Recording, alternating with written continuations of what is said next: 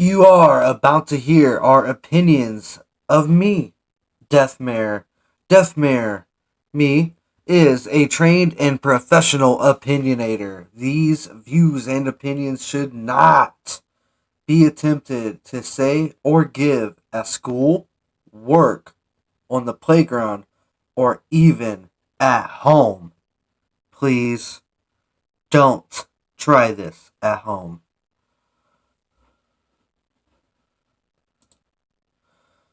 Well. It's another episode of Wrestling with Deathmare.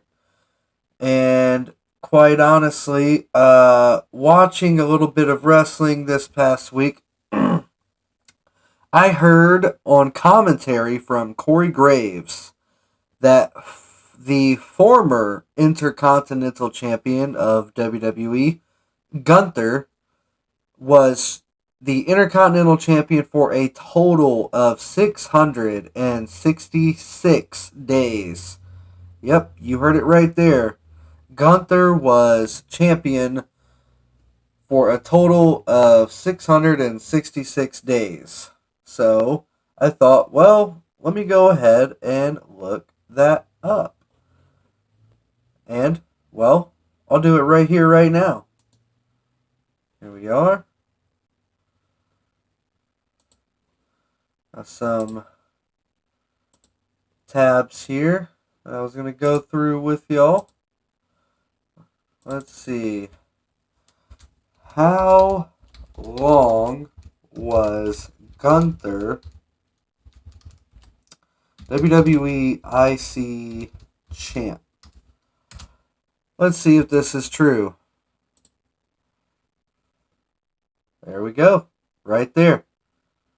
666 days that Gunther was the Intercontinental Champion. Well, Deathmare, that's a coincidence. You know, the storylines and Sami Zayn and what are we going to do with this wrestler and that wrestler for WrestleMania and it's a bunch of horse crap.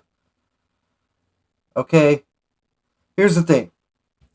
Yeah, I get it. Storylines, characters, WrestleMania. What are they going to do for this person, that person? Well, here's the thing. The last person to do anything for, like, a big character push or a promotion or reward, if you will, would be for Sami Zayn. Sami Zayn is already a made wrestler. He's more character. He doesn't necessarily need a championship. I'm at in no way, shape, or form comparing Sami Zayn to The Undertaker. But just as an example, how often was Undertaker a champion in general? Not very often, okay? Then I started to think, well, that's kind of stupid to have all this build up and stock put in Gunther to have him lose this prestigious championship to someone that's already a made wrestler like Sami Zayn. Why wouldn't we just put it on someone else? Then I started to really think, oh, yeah, they were going to put it on someone else. And here's how WWE and the occult and all these symbolism, numbers, whatever, happen, okay? Originally, WWE was going to end Gunther's run at 666 days to put that championship on the Beast, Brock Lesnar. It would have made all the sense in the world. You have the Beast and you have the number of the Beast, right? Well, that's what they were originally going to do. Why didn't they? Well, obviously because Brock Lesnar was brought up in all of these Vince McMahon lawsuits and whatever, what have you. However, it doesn't necessarily stop the WWE from still participating in the occult and all of the occultism practices, like using the gematria, numbers, letters, symbolism, mathematical shapes, and all kinds of tricks. I'm pretty sure everyone is kind of at least a little bit savvy to it by now. How can you not be? It's constantly in our faces. This crap is so constantly in our faces, we might as well be Janelle Grant staring up at Vince McMahon's ass while he shits on us. Okay? Because that's what this is. You talk about symbolism in WWE. I mean, look here. All we gotta do is do this. WWE Illuminati. There we go, right there. Okay, images. Let's see. Of course, we have the Ascension. Oh, well, that was their gimmick. They were just playing on reality and blah, blah, blah. Like, okay. Sure. But for them just to start wearing that and just immediately get pushed, I mean, come on, man. Come on. And look, that's no respect. I mean, that's no disrespect to the actual human beings behind these characters. But let's be real here. The decision makers are the ones making these decisions based on things that you will never know about. And here's a good image right here. Right here, the Ultimate Warrior. He just knew he was going to die. He came out there, he started talking about, pretty much that he was going to die. I mean, let's keep it a buck, right? There you see the hand pose right there. And just for people that don't know, okay, I love you in sign language is this. What the warrior is doing right here is not I love you. Okay? So I don't want to hear any sign language crap. Okay, because all I'm going to say to that is no, thank you. If you get my drift. Let's see. Aleister Black, that's another one. Obviously named after Aleister Crowley. Here we are. The New World Order. I mean, that's always been a huge plan and everything going on in the world, right? We've heard presidents in the 80s talk about that New World Order crap. And here's Vince McMahon, I guess, doing it. Okay, this image looks a little fake as far as his arm and his hand. It looks fake to me. However, we can look right here on the microphone at the WWE logo, okay? If you turn that sideways, it's a 33, right?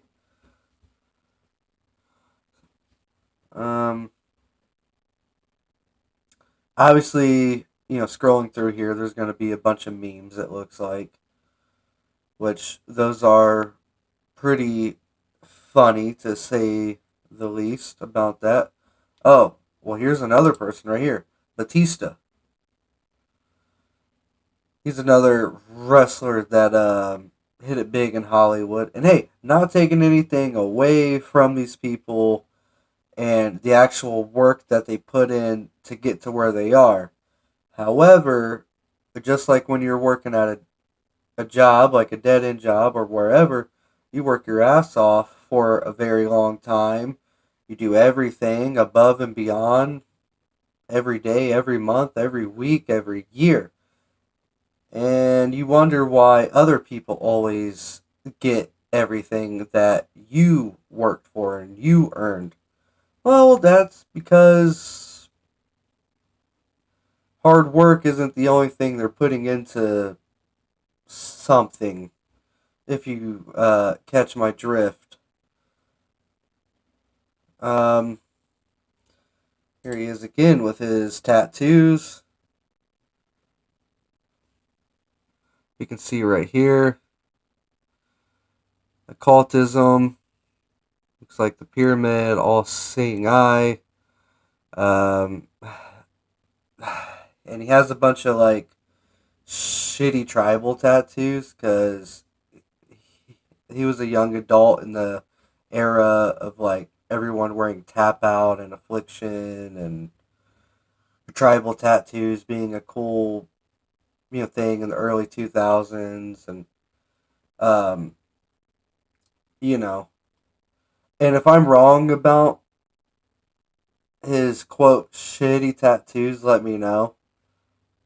you know um it would be interesting to hear otherwise.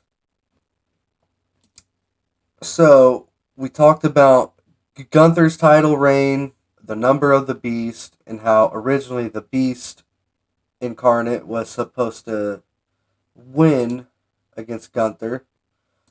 More occultism in wrestling right here. This channel, I recommend going out of your way to watch it. Um, I've watched this channel for a while now. Uh, so shout out to Quan144. Amazing content, very informational, very enlightening, as ironic as that is, as we talk about the Illuminati all through your body. Anyway, I want all you viewer mares to check this out with me right here. This is gonna blow your mind. Over the Edge, the new Batman Adventures, Season 1, Episode 11. Once again, Episode 11. Twin Pillars. During a fight with the Scarecrow, Batgirl is ambushed on a rooftop and falls to her death. Jim Gordon blames Batman for her fate and vows revenge. Jim Gordon blames Batman for her fate and vows revenge. So eerie, yet necessary in regards to the overall context of this video. Show the new Batman Adventures, season number, just one season. It's a reason why it was only one season, because it was used as a form of predictive programming for something that we're gonna get into in regards to this video. And this was on the 11th episode. But the date, May 23rd, 1998. Why am I emphasizing the date? We're gonna get into it. Let's get into it. Owen Hart, date of death, May 23rd, 1999. Hart died on May 23rd, 1999. May 23rd, 1999. A year later from when they aired that season of Batman, or that episode for the Adventures of Batman. And that episode called Over the Edge. This happened in 1999, the year of 666, the number. Okay, I'm gonna stop it right there just for a minute. Quan literally just gave nothing but straight facts. No copier. All facts. Do you understand and see how they just put this in our faces? They've done this for a long time. Shoot, ever since our ancestors in the garden. Okay, I'm gonna hush up now because I know you're interested in this. Let's keep watching. one being a placeholder in regards to the numerological aspect, esoterically. May 23rd represents the number 10 for completion. 5, 2, 3. 5 plus 2 is 7 plus 3 is 10. 10 represents death as well as completion. This happens a year later following that episode. That episode was a form of predictive programming. The Blue Blazer, pretty much the antithesis of Batman when it comes to the overall understanding esoterically. Vince McMahon playing the role of Batman. The girl playing the role of Owen Hart. And Jim playing the role of Owen Hart's wife in regards to the reality of what took place when it comes to the predictive programming aspect. Because Owen Hart's wife wanted retribution for the death of her husband in regards to what took place, the foul play. Because it was foul play, but it was necessary. It was a sacrifice. It happened at an event called Over the Edge. You can't make this shit up. When I was young, I didn't put two and two together, obviously, because I was about like 8 years old or 7 years old. But the man died a year after they aired that episode of Batman Over the Edge, where the girl dies from the rooftop. And in this event, this pay-per-view called Over the Edge, Owen Hart falls from the rafters and dies from blunt trauma. And then you have the aftermath of, the wife wanting retribution, the understanding of him wanting to leave and become a teacher or just continue on in teaching. He wanted to win the title. He was booked to win the title. Similar to Eddie Guerrero and Chris Benoit, where they were booked to win the title before their deaths. And speaking of Chris Benoit, we're definitely going to get into that a little bit throughout the video. But so the some of it is, look, there, you heard it, like all the numbers match up a year apart, okay, to the day, and to the very last little tiny decimal, okay. Same name of the episode is the same name as the pay-per-view. And he's right. Quan is right. You cannot make this shit up.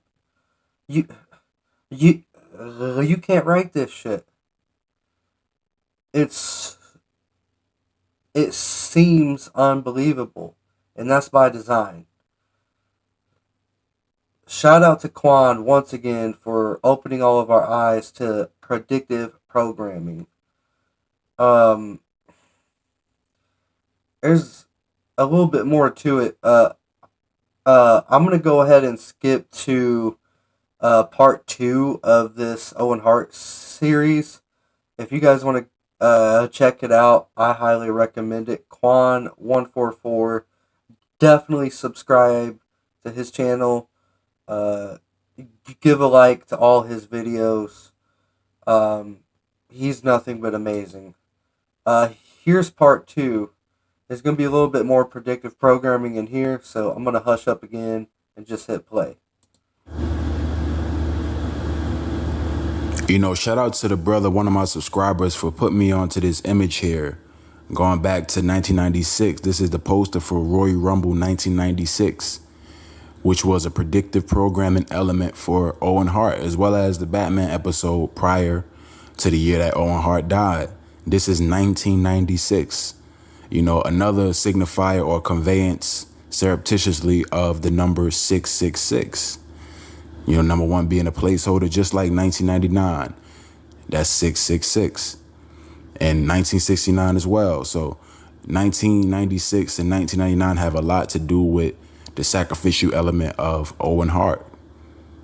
And you see these words in bold letters and in red and some blue, which is the Masonic element, the duality element. Edge of your feet every 60 seconds, just going into the whole Royal Rumble aspect. But this is twofold. This is talking about the predictive programming element with Mr. Owen Hart. Edge, screaming, pandemonium, every man for himself, Hey, real quick though, speaking of Edge, who did Edge have his first match against in WWF? Exactly. He was by himself. And when that thing ripped, it was over for him. Anything can happen. The action is way too intense. On the edge. On the edge. And then you have the 1998 element with the Batman episode, Over the Edge. And then 1999, Owen Hart, Over the Edge. I wonder if Edge has something to do with Owen Hart in some way. The WWE wrestler Edge. It's just crazy because this obviously goes into the predictive programming element where this was going to be aligned with him falling from the rafters. That's why he played the role of, the antithesis to Batman, quote unquote. That being a blue blazer, falls from the rafters to his death, over the edge. This is real eerie. You see Kevin Nash giving him the big boot, and Owen Hart pretty much is falling in a way where it looks like, he would be falling off a cliff, the edge of a cliff. 1996, this was a predictive programming element for 1999. You just flip that 6 upside down, you get 1999. So shout out to the brother for putting me onto this, because this is definitely a form of predictive programming. This is what's... Okay. So, before I skip ahead in this video, I'm glad he pointed out the reason why they have certain words highlighted in bold and explain the reasons behind the color of the text of these words here. On top of that, real quick, I want to take back what I said about Edge having his first match in WWF against Owen Hart.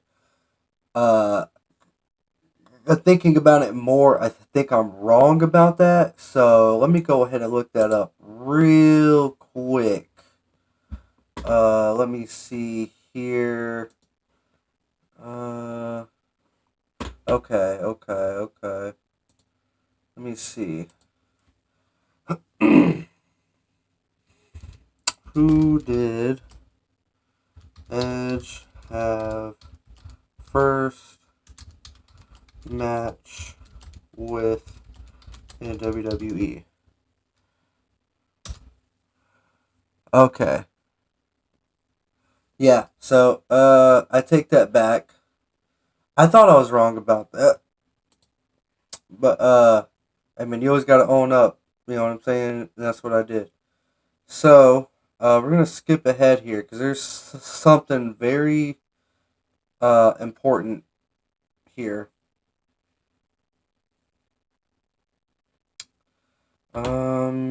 Let's skip to about right here. Purple representing Saturn. Look at this shit, bro. They letting off biblical themes here, man. Like, the WWE was really, really out there with the shit. Like, Vince McMahon, his diabolical ass, man. Or WWF for that matter, excuse me. Man, I love The Undertaker. I'd be lying to you if I said he wasn't my all-time favorite wrestler. But at the end of the day, these people are just like you and I, and who knows what they're like off the screen, off of the podcast, off of the show, behind the curtains, behind closed doors. And the other thing is, I'm going to hush up. That, and you'll die. Let's see if we go back a little bit.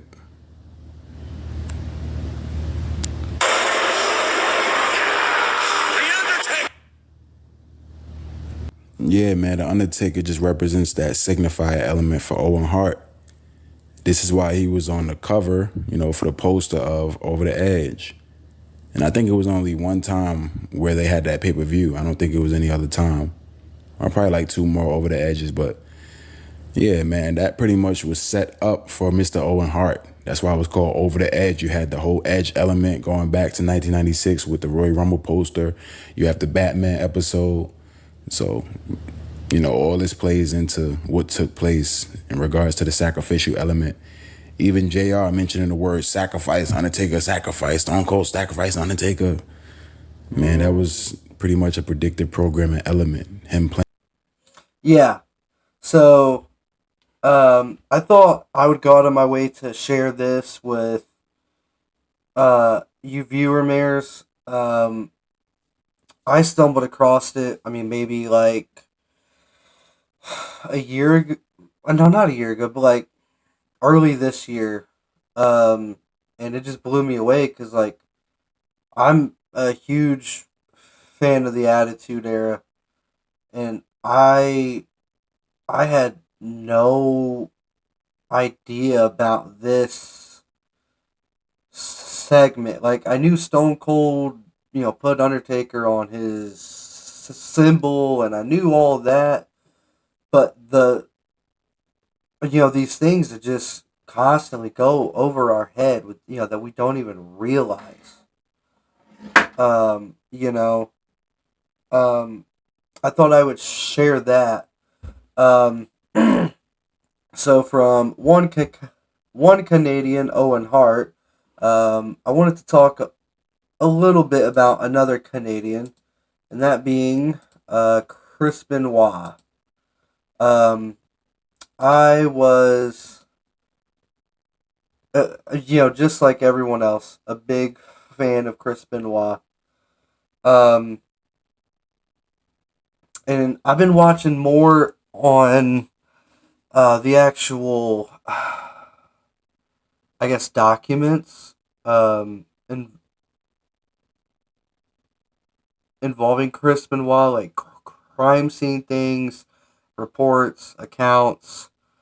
Uh, and let me tell you, there's a lot of strange, things involving these wrestlers and their deaths that literally make no sense at all. Um, the rich make all the dollars, but they don't make sense, right? Um, so one thing about Chris Benoit's death I wanted to bring up was um, the crime scene photos. Like in here in the trash can, you see crushed up, cans of beer. Looks like some Coors Light. Um, there's other, pictures from the crime scene in their house where there's more alcohol spread throughout the house. Um,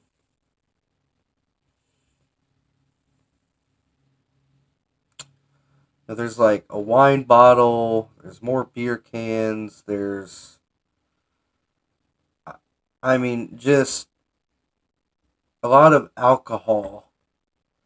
Um, let's see. I don't know if I passed it or not, but maybe I did.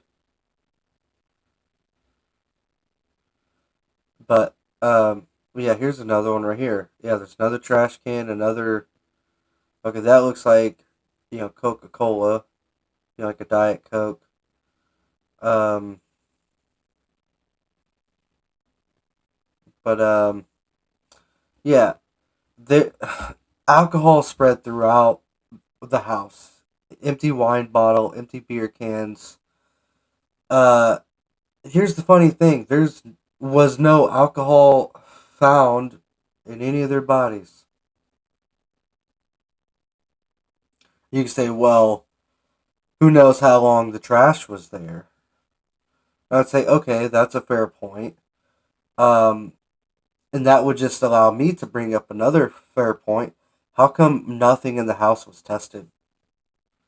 Like, no bottles were, were tested for DNA. That alone, never mind the Wikipedia crap with Nancy Benoit's death, being online, before any news broke whatsoever.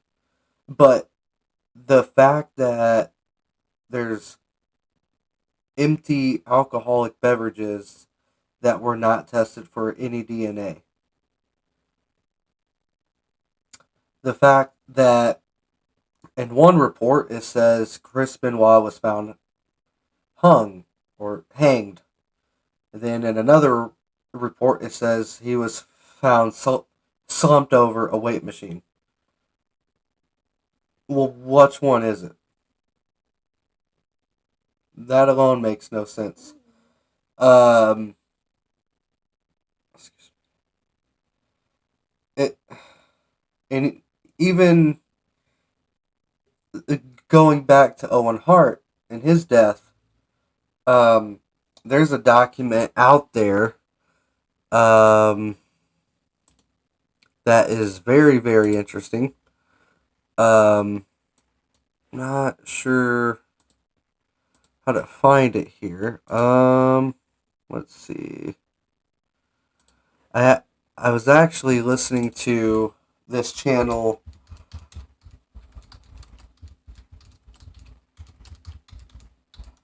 right here. This channel is called Wrestling with the Devil. This channel, guys, if you want to know the real truth behind Vince McMahon, Pat Patterson, Linda McMahon, and a crap ton of info on very popular things that you've never heard before, check this channel out. It's ran by a guy who actually knows what he's talking about, has a lot of insight there. I don't want to say too much about him because I really want you to be blown away when you go to his channel. But yeah, definitely check this guy out. And in this video right here, I saved hundreds. I'm gonna have to mute this ad.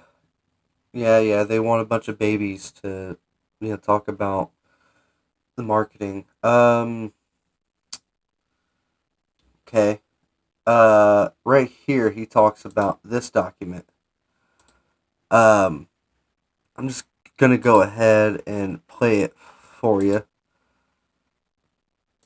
Mike White says, "Oh yeah, I seen Brett, Owen, Sean, also investigative report on Owen Hart." And do you see Vince? Listen to this. Bruce Hart stated that he had received information from Vince McMahon of the World Wrestling Federation that the victim had died, and that Vince McMahon designed the harness system that the victim was using. That's crazy. He designed it? Yeah, but it was the only time it was said. It was never said again. They changed the story. Wow. Yeah. So this is an actual legit legal document here. And he's right. They changed the story right after.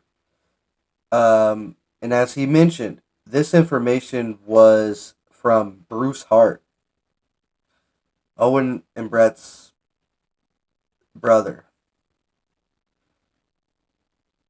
I mean, the more you look into this stuff, it gets weirder and weirder and makes less and less sense.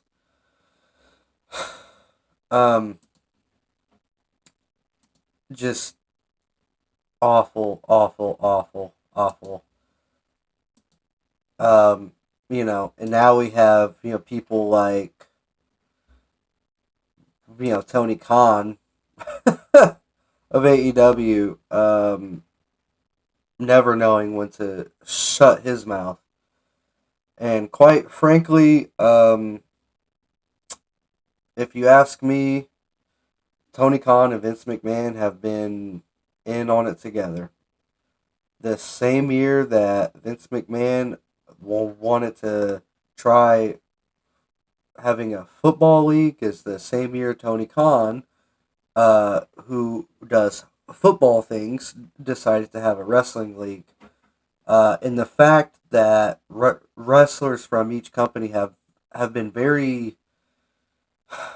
been able somehow to just switch in between companies as quick as they do kind of gives it away. I mean, honestly, let's look at ECW. How long was Vince McMahon giving Paul Heyman money? quite a while. Quite a while. So, hey, I'm sure you viewer mirrors are very, very full from all of that food for your thought. So, hand me the bowl and I'll wash it and rinse it. And hopefully another time repeats. So, I want to thank all the viewer mirrors for watching this episode. And if you guys have any, gosh, I don't even want to call them, conspiracies because they're basically all true. If you guys have any interesting occultic WWE symbolism that you've seen or that you remember, go ahead and let me know. I'm I that stuff is always interesting, and like our Lord and Savior says, you got to call it out. You got to call out the evil. Okay. However, don't judge, because then God's going to judge you. So, be responsible. Once again, thank you guys for watching, and have a blessed evening, morning, whenever you're watching this. Have a blessed day. And if your day's almost over, go ahead and drop a comment down below. Let me know how your day was. Thank you, and God bless.